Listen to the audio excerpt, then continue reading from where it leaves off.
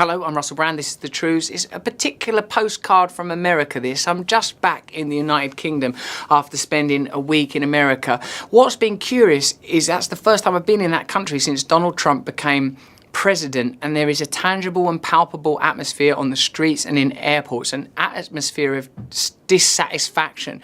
And if you think about it, even the most ardent Trump supporters are coming at it from a perspective of aggression. There's no one in the world going, since Trump became president, I just feel a lot more love and a lot more peace and a lot more at ease. The best case scenario is like finger pointing sort of, well, fuck you! That's the best you're gonna feel, isn't it? Vindicated in your inner rage, which, as we know, is the fuel for Trump's ascent.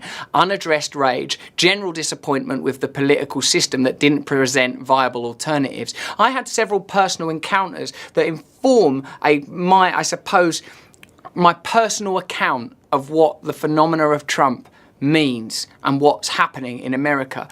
Think of that most obvious aphorism, the slogan of his campaign, "Make America Great Again." What I felt and what made my heart pang and my belly swirl was America is great. America is full of fantastic people. The counterculture of America has brought you Malcolm X, Dorothy Parker, Martin Luther King, Jimi Hendrix, F. Scott Fitzgerald. This country, this rolling country of creativity and beauty with its glorious nature, its incredible culture, its brilliant innovation and novelty and ideas, its intention of perfect democracy.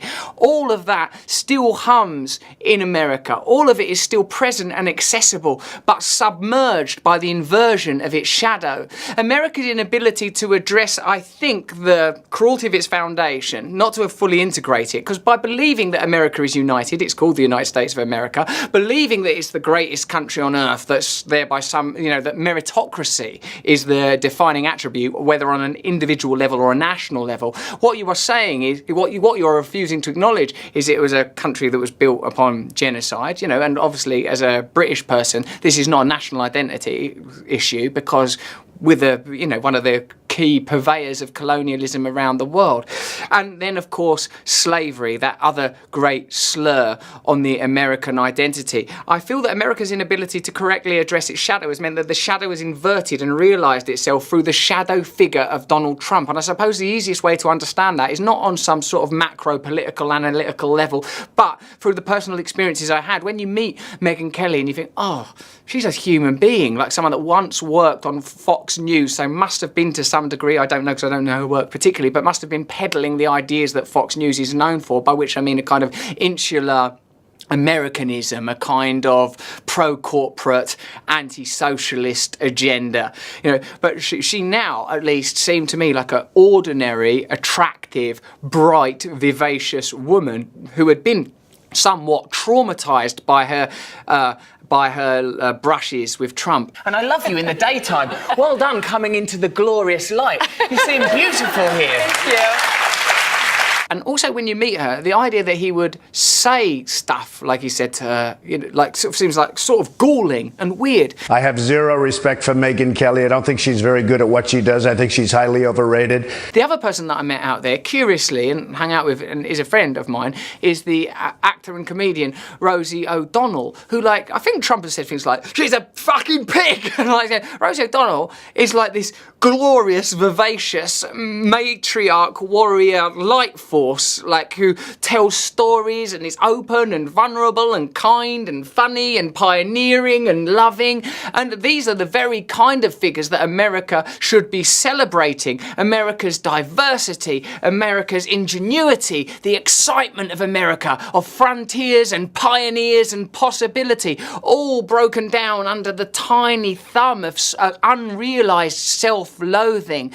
I've spent a lot of time in America. I've lived there before. I've got a lot of American friends. There's something happening there that is deeply, deeply unusual. And I don't think that the solution to it is a political solution. I don't think it's like, I'll tell you what, let's just get a really good Democrat to run. I mean, yeah, if it's like Bernie Sanders, yeah, if it's someone that's talking openly about getting power to ordinary people, challenging the structures. Because what is the thing that Trump said that resonated most of all? Yes, the sort of somewhat romantic and oddly unrooted Make America America great again, but also drain the swamp. It's like we're going to break down these institutions. We're going to challenge the banks and the financial institutions. We're going to give power to ordinary people. The rhetoric he used, like is often the case with far-right groups, and I think perhaps he fits into that category. Not that I'm suggesting Trump supporters are racist. No, I think far from it. I think that what's resonating is that sense of unfairness, injustice, of a country that this didn't happen overnight. America wasn't like everything's going really, really perfect, then Trump. It was like, no, loads of stuff was happening. Look at the things that happened under Obama, whether it's drone strikes in foreign lands, financial corruption,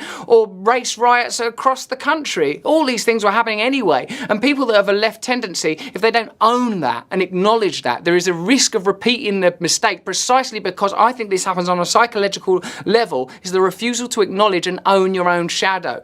What I feel needs to happen now is a genuine alternative to Trump. And to be an alternative to Trump, you can't be living in constant response to Trump, as I heard said when I was on Bill Maher, one of the political guys. We got to go back to Pennsylvania, Michigan, Wisconsin, and Ohio and attract voters who did not vote for Hillary Clinton, did not vote for Democrats, and try to get them to vote for Democrats in 2018 and 2020. And the whole flavour of the Democrat movement was kind of one of, if only we could go back to Obama. Well, we can't go back to Obama, and why would we want to? Because it's Obama that led to Trump. No, we precisely need a kind of politics, where ordinary people feel empowered, that they're closer to power, that real change is happening, that whoever this system works for, this is the area that needs to change. Who are the corporate and financial entities that benefit from things staying this way? Is it possible even to address climate change from within this political model without breaking down capitalism in its current form, without addressing the limitations of democracy and the reason why it's led to such mass disillusionment? You can never end Trump. You will only repeat it or make minimal redresses. So I was in America and I met beautiful African Americans, beautiful women, literally women that have been offended by Trump. I went on all sorts of shows, from the highest to sort of giddiest, more esoteric sort of intelligentsia shows to the daftest, brightest daytime things. And again, it was confirmed to me, America is already great. It's a great country. But what it needs to do is to give real power to its real people. And that can only happen with genuine, real, systemic change. You don't need to make America great again. America is already great. But the thing that makes America great is its people. So get your power to its people. Change its institutions. That is not some true news. That's simply a man's opinions after a holiday. Subscribe here if you like it. Share it. Thank you.